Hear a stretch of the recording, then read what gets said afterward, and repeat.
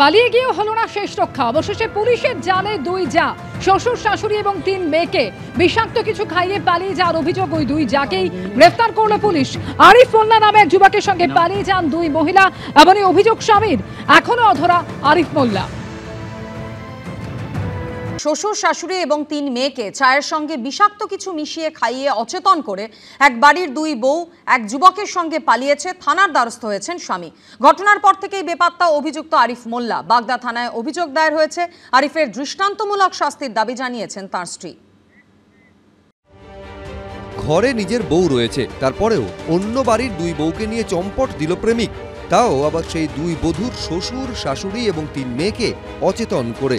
গল্প নয়, এই ঘটনা ঘটেছে একেবারে বাস্তবে উত্তর 24 পরগনার বাগদায়। বাগদার মালিদার বাসিন্দা দুই ভাই ইয়াসিন শেখ ও আনিসুর শেখ, দুজনই বিবাহিত।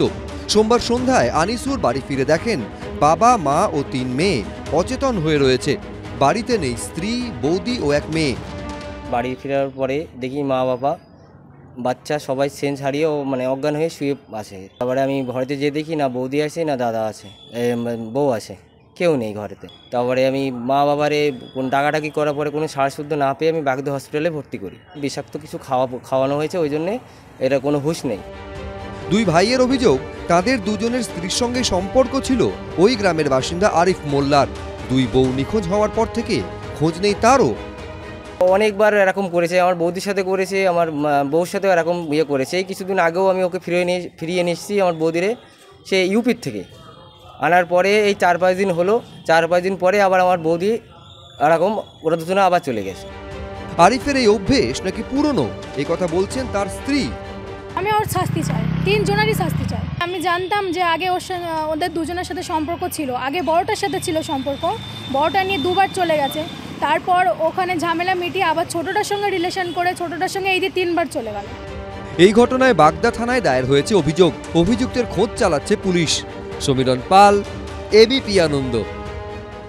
চিংড়িঘাটায় মেট্রোর জট কাটাতে উদ্যোগী এবার হাইকোর্ট। প্রায় 366 মিটার রাস্তার জট কাটাতে উদ্যোগী আদালত।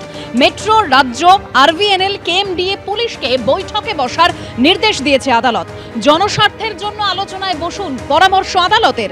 কবে আলোচনা জানাতে হবে আগামীকাল। নির্দেশ বিচারপতি সুজয় পালের ডিভিশন বেঞ্চের। শুক্রবার সন্ধ্যে 7টা থেকে শনিবার সকাল 7টা, শনিবার সন্ধ্যে থেকে রবিবার সকাল, রবিবার সন্ধ্যে থেকে সোমবার সকাল। এইভাবে 2 সপ্তাহ কাজ করলেই সমস্যা মিটবে, আদালতে জানালো আরভিএনএল।